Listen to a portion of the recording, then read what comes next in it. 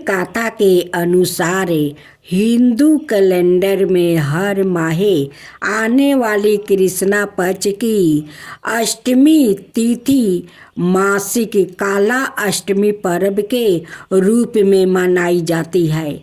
यह अष्टमी भगवान भैरव को समर्पित है और इसे काला अष्टमी भी कहा जाता है। यह तिथि भगवान भैरव से असीम भक्ति प्राप्ति करने का समय मानी जाती है। अंत इस दिन पूजा और व्रत करने का विशेष महत्व है। राधे राधे भक्तजनों, आज आप सुनेंगे काला अष्टमी व्रत कथा। काला अष्टमी की एक पौराणिक कथा के अनुसार एक बार की बात है कि ब्रह्मा, विष्णु और महेश इन तीनों में रिश्ता की लड़ाई चली। इस बात पर बहस बढ़ गई तो सभी देवताओं को बुलाकर बैठक की गई। सबसे यही पूछा गया कि श्रेष्ठ कौन है। सभी ने अपने अपने विचार व्यक्त किया और उत्तर खोजा, लेकिन उस बात का समर्थन शिव जी और विष्णु ने तो किया, परंतु ब्रह्मा जी ने शिव जी को अपशब्दों कह दिया। इस बात पर शिव जी को क्रोध आ गया और शिव जी ने अपना अपमान समझा। शिव जी ने उस क्रोध में अपने रूप में भैरव को जन्म दिया। इस भैरव अवतार का वाहन काला कुत्ता है। इनके एक हाथ में छड़ी है। इस अवतार को महाकालेश्वर के नाम से भी जाना जाता है, इसलिए ही इन्हें दंडाधिपति कहा गया है। शिव जी की इस रूप को देखकर सभी देवता घबरा गया। भैरव ने क्रोध में ब्रह्मा जी के 5 मुख में से एक मुख को काट दिया। तब से ब्रह्मा जी के पास 4 मुख ही है। इस प्रकार ब्रह्मा जी के सिर को काटने के कारण भैरव जी पर ब्रह्मा हत्या का पाप आ गया। ब्रह्मा जी ने भैरव बाबा से माफी मांगी, तब जाकर शिव जी अपने असली रूप में आए। भैरव बाबा को उनको पापों के कारण दंड मिला, इसलिए भैरव को कई दिनों तक भिखारी की तरह रहना पड़ा। इस प्रकार कई बरस बाद वाराणसी में इनका दंड समाप्त होता है। इसका एक नाम दंड पानी पारा था। भगवान और भोलेनाथ की व्रत कथा का। एक बार भगवान नारायण वैकुंठ लोक में सोए हुए थे। उन्होंने सपने में देखा कि करोड़ों चंद्रमाओं की कांति वाले त्रिशूल, डमरूधारी, सवरण भरण भूषित, सुरेंद्र बनित, सीधी सेविती त्रिलोचन भगवान शिव प्रेम और आनंद तरीके से उन्मत्त होकर उनके सामने नृत्य कर रहे हैं। उन्हें देखकर भगवान विष्णु हर्ष से गदगद हो उठे और अचानक उठकर बैठ गया। कुछ देर तक ध्यान स्थल बैठे रहे। उन्हें इस प्रकार बैठे देखकर श्री लक्ष्मी जी पूछने लगी, भगवान आपके इस प्रकार अचानक निद्रा से उठकर बैठने का क्या कारण है। भगवान ने कुछ देर तक उनके इस सपने का कोई उत्तर नहीं दिया और आनंद में निमग्न हुए चुपचाप बैठे रहे। कुछ देर बाद हर्षित होते हुए बोले, देवी, मैंने अभी सपने में भगवान श्री परमेश्वर का दर्शन किया है। इनकी छवि ऐसी अपूर्ण आनंदमय एवं मनोहर थी कि देखते ही बनती थी। मालूम होता है शंकर ने मुझे स्मरण किया है। आहो भागे चलो, कैलाश में चलकर हम लोग महादेव के दर्शन करें। ऐसा विचार कर दोनों कैलाश की ओर चल दिया। भगवान शिव के दर्शन के लिए कैलाश मार्ग पर आधी दूर गए होंगे कि देखते हैं भगवान शंकर सवाए गिरिजा के साथ उनकी ओर चले आ रहे हैं। अब भगवान के आनंद का तो ठिकाना ही नहीं रहा। मानो घर बैठे निधि मिल गई। पास आते ही दोनों परस्पर बड़े प्रेम से मिले। ऐसा लगा मानो प्रेम और आनंद का समुंदर उमड़ पड़ा है। एक दूसरे को देखकर दोनों के नेत्रा से आनंद आंसू बहने लगा और शरीर पुलकायमान हो गया। दोनों ही एक दूसरे से लिपटे हुए कुछ देर मुखवत खड़े रहे। और रोचर होने पर मालूम हुआ कि शंकर जी को भी रात्रि में इसी प्रकार का सपना हुआ किया। मानो विष्णु भगवान को वो उसी रूप में देख रहे थे जिस रूप में अब उनके सामने खड़े थे। दोनों के सपने के वृत्तांत से आगाहत होने के बाद दोनों एक दूसरे को अपने निवास ले जाने का आग्रह करने लगे।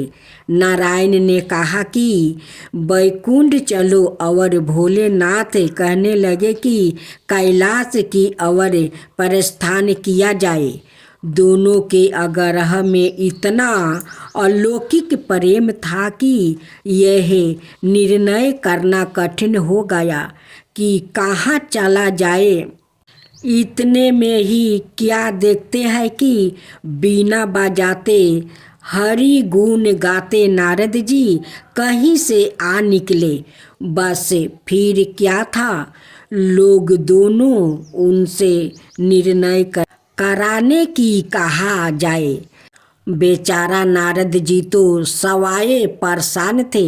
उस अलौकिक मिलन को देखकर वो तो सवाए अपनी सूझ बूझ भूल गया और लगे मस्तक होकर दोनों का गुणगान करने लगा। अब निर्णय कौन करे। अंत में यह तय हुआ कि भगवती उमा जो कह दे वही ठीक है। भगवती उमा पहले तो कुछ देर चुप रही। अंत में वो दोनों की ओर मुख करते हुए बोली, हे नाथ, हे नारायण, आप लोग के निश्चल अनाये और अलौकिक प्रेम को देख कर तो यही समझ में आता है कि आपके निवास अलग अलग नहीं है। जो कैलाश है वही वैकुंठ है और जो वैकुंठ है वही कैलाश है। केवल नाम में ही भेद है, यही नहीं। मुझे तो ऐसा प्रतीत होता है कि आपकी आत्मा भी एक ही है। केवल शरीर देखने में दो है और मुझे तो स्पष्ट लग रहा है कि आपकी भाग्य भी एक ही है। जो मैं हूँ वही लक्ष्मी है और जो लक्ष्मी है वही मैं हूँ। केवल इतना ही नहीं, मेरी तो अब यह दृढ़ धारण हो गई है कि आप लोग में से एक के प्रति जो दृष्टि करता है वो मानो दूसरे के प्रति ही करता है। एक की जो पूजा करता है वो मानो दूसरे के भी पूजा करता है। मैं तो तय समझती हूँ कि आप दोनों में जो भेद मानता है उसका चिरकाल तक घोर पतन होता है। मैं देखती हूँ कि आप मुझे इस प्रसंग में अपना मध्यस्थ बनाकर मानो मेरी परिवचना कर रहे हैं, मुझे असमस में डाल रहे हैं, मुझे भुला रहे हैं। अब मेरी यह प्रार्थना है कि आप लोग दोनों ही अपने अपने लोक को पधारिए। श्री विष्णु यह समझे कि हम शिव रूप में वैकुंठ जा रहे हैं और परमेश्वर यह मानो कि हम विष्णु रूप में कैलाश मगन कर रहे हैं। इस उत्तर को सुनकर दोनों परम प्रसन्न हुए और भगवती उमा की प्रशंसा करते हुए दोनों ने एक दूसरे को प्रणाम किया और अत्यंत हर्षित होकर अपने अपने लोक को प्रस्थान किया। लौट कर जब श्री विष्णु वैकुंठ पहुँचे तो श्री लक्ष्मी जी ने उनसे प्रश्न किया, हे प्रभु, आपको सबसे अधिक प्रिय कौन है? भगवान बोले, प्रिय मेरे प्रियतम केवल श्री शंकर है। देहधारियों को अपने देह की भांति वो मुझे आकारण ही प्रिय है। एक बार मैं और श्री शंकर दोनों पृथ्वी पर घूमने निकले। मैं अपने प्रियतम की खोज में इस आशा से निकला कि मेरी ही तरह जो अपने प्रियतम की खोज में देश देशांतर में भटक रहा होगा वही मुझे अकारण प्रिय होगा। थोड़ी देर के बाद मेरी श्री शंकर जी से भेंट हो गई। वास्तव में मैं ही जनार्दन हूँ और मैं ही महादेव हूँ। अलग अलग दो घरों में रखे हुए जल की भांति मुझ में और उनमें कोई अंतर नहीं है। शंकर जी के अतिरिक्त शिव की चर्चा करने वाला शिव भक्त भी मुझे अत्यंत प्रिय है। इसके विपरीत जो शिव की पूजा नहीं करते वो मुझे कदापि प्रिय नहीं हो सकते। इस तरह जो शिव की पूजा करता है वो वैकुंठवासी विष्णु को भी स्वीकार है और जो श्री विष्णु की वंदना करता है वो त्रिपुरारी को भी मान लेता है। भक्त जनों, आज बृहस्पतिवार है। आप बृहस्पति भगवान की आज आप लोग कथा सुने। बृहस्पतिवार का जो लोग बृहस्पति देव के श्रद्धा भक्ति से कथा सुनते हैं उस पर बृहस्पति देव प्रसन्न हो जाते हैं। बृहस्पति देव की जय हो, बृहस्पति देव की जय हो। प्राचीन समय की बात है। एक नगर में एक बड़ा व्यापारी रहता है। वो जहाज़ों में माल लाद कर दूसरे शहरों में भेजा करता है। वो जिस प्रकार अधिक धन कमाता है उसी प्रकार जी खोलकर दान भी करता है, परंतु उसकी पत्नी अत्यंत कंजूस है। वो किसी को एक डमरी भी नहीं देने देती है। एक बार सेठ जब दूसरे देश में व्यापार करने गया तो पीछे से बृहस्पति देव ने साधु भेष में उसकी पत्नी से भिक्षा मांगने आई। व्यापारी की पत्नी विस्पति देव से बोली, हे साधु महाराज, मैं इस दान और पुण्य से तंग आ गई हूँ। आप कोई उपाय बताइए जिससे मेरा सारा धन नष्ट हो जाए और मैं आराम से रह सकूँ। मैं यह धन लुटाता हुआ नहीं देख सकती। विस्पति देव ने कहा, हे देवी, तुम बड़ी विचित्र हो। संतान और धन से कोई दुखी होता है। अगर अधिक धन है तो इसे शुभ कामों में लगाया करो। कुंवारी कन्याओं का विवाह करवाओ, विद्यालय और बाग बगीचा का निर्माण करवाओ। ऐसे पुण्य कार्य करने से तुम्हारा लोक परलोक सार्थक हो सकता है। परंतु साधु की इन बातों से व्यापारी की पत्नी को खुशी नहीं हुई। उसने कहा, मुझे ऐसा धन की आवश्यकता नहीं है जिसे मैं दान दूं। तब विस्पति देव बोले, यदि तुम्हारी ऐसी इच्छा है तो तुम एक उपाय करना। 7 बृहस्पतिवार घर को गोबर से लिपना, अपने केश को पीली मिट्टी से धोना, केशों को धोते समय स्नान करना, व्यापारी से हजामत बनाने को कहना, भोजन में मांस मदिरा खाना, कपड़े अपने घर धोना। ऐसे करने से तुम्हारा सारा धन नष्ट हो जाएगा। इतना कहकर बृहस्पति देव अंतर्ध्यान हो गए। व्यापारी की पत्नी ने बृहस्पति देव के कहे अनुसार 7 बृहस्पतिवार वैसे ही करने का निश्चय किया। केवल 3 बृहस्पतिवार बीते थे कि उसी समस्त धन संपत्ति नष्ट हो गई और वो परलोक सिधार गई। जब व्यापारी वापस आया तो उसने देखा कि उसका सब कुछ नष्ट हो चुका है।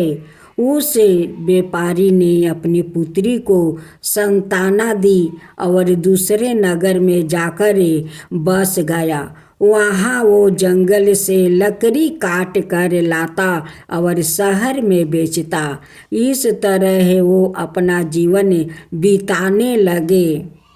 एक दिन उसकी पुत्री ने दही खाने की इच्छा प्रकट की, लेकिन व्यापारी के पास दही खरीदने के पैसा नहीं थे। वो अपनी पुत्री को आश्वासन देकर जंगल में लकड़ी काटने चला गया। वहाँ एक वृक्ष के नीचे बैठे अपनी पूर्व दशा पर विचार कर रोने लगा। उस समय बृहस्पतिवार था। तभी वहाँ बृहस्पति देव साधु के रूप में सेठ के पास आए और बोले, हे मनुष्य, तू इस जंगल में किस चिंता में बैठा है? तब व्यापारी बोला, हे महाराज, आप सब कुछ जानते हैं। इतना कहकर व्यापारी अपनी कहानी सुनाकर रो पड़ा। बृहस्पति देव बोले, देखो बेटा, तुम्हारी पत्नी ने बृहस्पति देव का अपमान किया है, इसी कारण तुम्हारा यह हाल हुआ है। लेकिन अब तुम किसी प्रकार की चिंता मत करो। तुम गुरुवार के दिन बृहस्पति देव का पाठ करो। 2 पैसे के चने और गुड़ को लेकर जल के लोटे में शक्कर डालकर वो अमृत और प्रसाद अपने परिवार के सदस्यों और कथा सुनने वालों में बांट दो। सवाए भी प्रसाद और चरण मृत लो, भगवान तुम्हारा अवश्य कल्याण करेंगे। साधु की बात सुनकर व्यापारी बोला, महाराज, मुझे तो इतना भी नहीं बचता है कि मैं अपनी पुत्री को दही लाकर दे सकूं। इस पर साधु जी बोले, तुम लकड़ियाँ शहर में बेचने जाना। तुम्हें लकड़ियों के दाम पहले से चौगुने मिलेंगे, जिससे तुम्हारे सारे कार्य सिद्ध हो जाएगा। उसने लकड़ियाँ काटी और शहर में बेचने के लिए चल पड़ा। उसकी लकड़ियाँ अच्छे दाम में बिक गई, जिसे उसने अपनी पुत्री के लिए दही लिया और गुरुवार की कथा हेतु चाना गुड़ लेकर कथा की और प्रसाद बांट कर सवाए भी खाया। उसी दिन से उसकी सभी कठिनाइयाँ दूर होने लगी। परंतु अगले बृहस्पतिवार को वो कथा करना भूल गया। अगले दिन वहाँ के राजा ने एक बड़े यज्ञ का आयोजन कर पूरे नगर के लोगों के लिए भोजन का आयोजन किया है। राजा की आज्ञा अनुसार पूरा नगर राजा के महल में भोजन करने गया, लेकिन व्यापारी वो उसकी पुत्री तनिक विलंब से पहुँचे। अंत उन्हों दोनों को राजा ने महल में ले जाकर भोजन करवाया। जब वो दोनों लौट कर आए तभी रानी ने देखा कि उसकी खूंटी पर टांगा हार गायब है। रानी को व्यापारी और उसकी पुत्री पर संदेह हुआ कि उसका हार उन दोनों ने ही चुराया है। राजा की आज्ञा से उन दोनों को कारावास की कोठरी में कैद कर दिया गया। कैद में पड़कर दोनों अत्यंत दुखी हुए। वहाँ उन्होंने बृहस्पति देवता का स्मरण किया।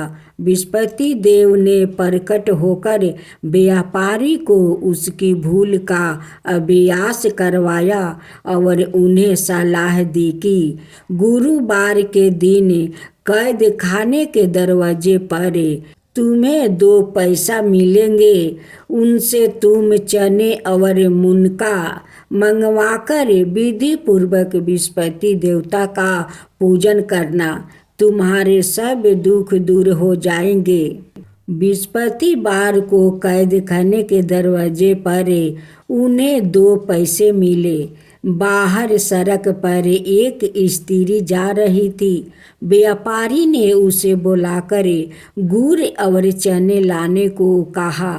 इस पर वो स्त्री बोली, मैं अपनी बहू के लिए गहने लेने जा रही हूँ, मेरे पास समय नहीं है।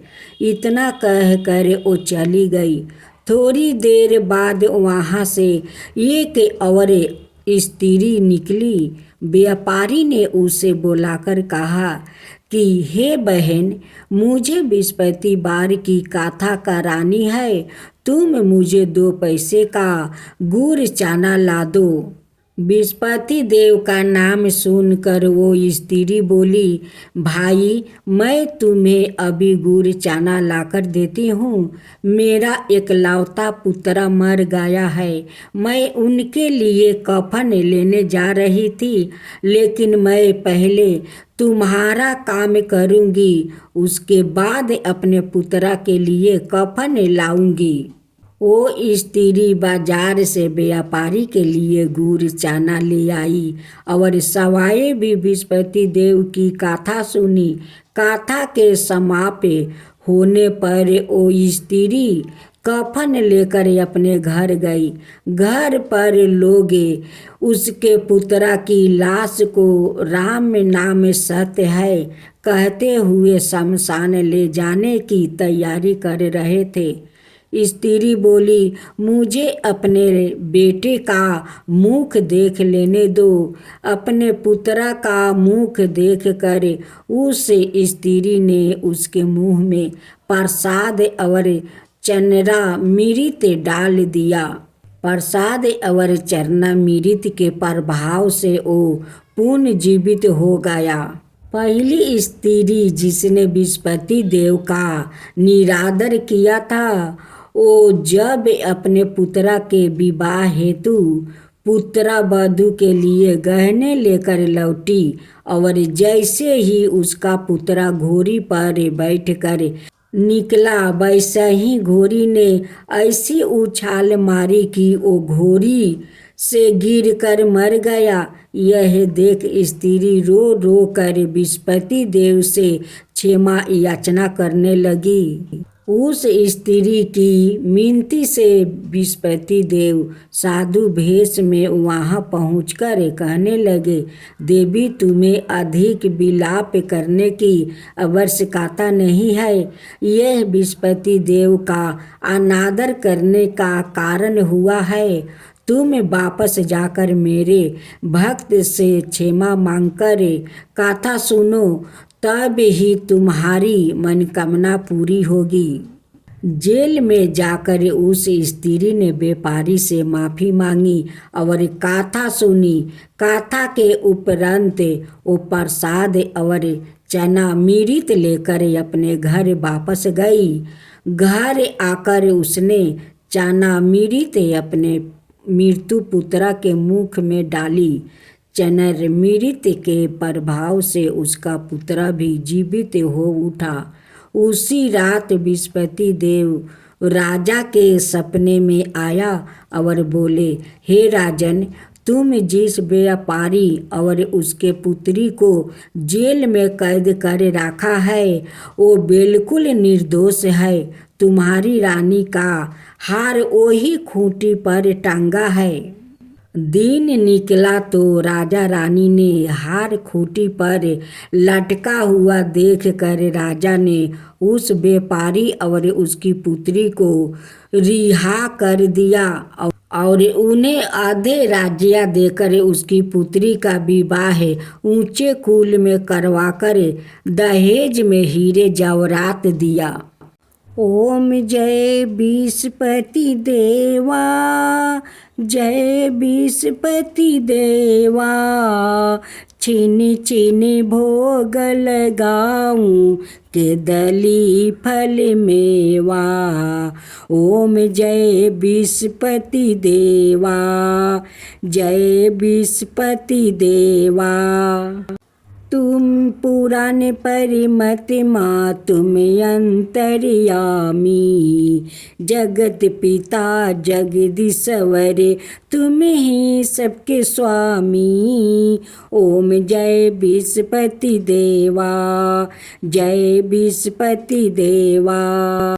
चरणामृत निज निर्मल सबके पातक हरता, सकल मनोरथ दायक कृपा करो भक्तो। ओम जय विस्पति देवा, जय विस्पति देवा। तन मन धन अर्पण कर जो जन शरण पारे, प्रभु प्रकट तब हो करे आकर दुआरे खरे। ओम जय विस्पति देवा, जय विस्पति देवा। दीन दयाल दया निधि भक्तन हितकारी, पापी दोष सब हरता भाव बंधन हारी। ओम जय विस्पति देवा, जय विस्पति देवा। सकल मनोरथ दायक सब संशय हरो, विषय विकार मिटाओ संतन सुखकारी। ओम जय विस्पति देवा, जय विस्पति देवा। जो कोई आरती तेरी प्रेम सहित गावे, जेठाय नंदय नंदन कर सो निश्चय पावे। ओम जय विस्पति देवा, जय विस्पति देवा। सब मिलकर बोलो विस्पति भगवान की जय, विस्पति देव की जय। जय शिवा ओमकारा, प्रभु हरे शिवा ओमकारा। ब्रह्मा विष्णु सदा शिव अर्धंगिनी धारा। ओम जय शिवा ओमकारा, एकानन चतुरानन पंचानन राजे शिव पंचानन राजे हंसासन गरुड़ासन विषवाहन साजे ओम जय शिव ओमकारा दो भुज चार चतुर भुज दस भुज अति सोहे तीनों रूप निरखता त्रिभुवन जन मोहे ओम जय शिव ओमकारा अक्षर माला बने माला मंदी माला तारी चंदन मृग मद सोहे बोले सुभिकारी ओम जय शिव ओमकारा सीतंबर पीतांबर गंबर अंगे सनिकादिक बरे मादिक भूतादिक संगे ओम जय शिव ओमकारा करिके मध्यम कमंडल चक्र त्रिशूल धरता जग करता जग भरता जग पालन करता ओम जय शिव ओमकारा ब्रह्मा विष्णु सदा शिव जानते अविवेका प्राण बचर के मध्यम यहे तीनों एका ओम जय शिव ओमकारा तीर गुण शिव जी के आरती जो कोई नर गावे शिवा जो कोई नर गावे कहत शिवानंद स्वामी मन भजत शिवानंद स्वामी मन वांछित फल पावे ओम जय शिव ओमकारा जय शिव ओमकारा।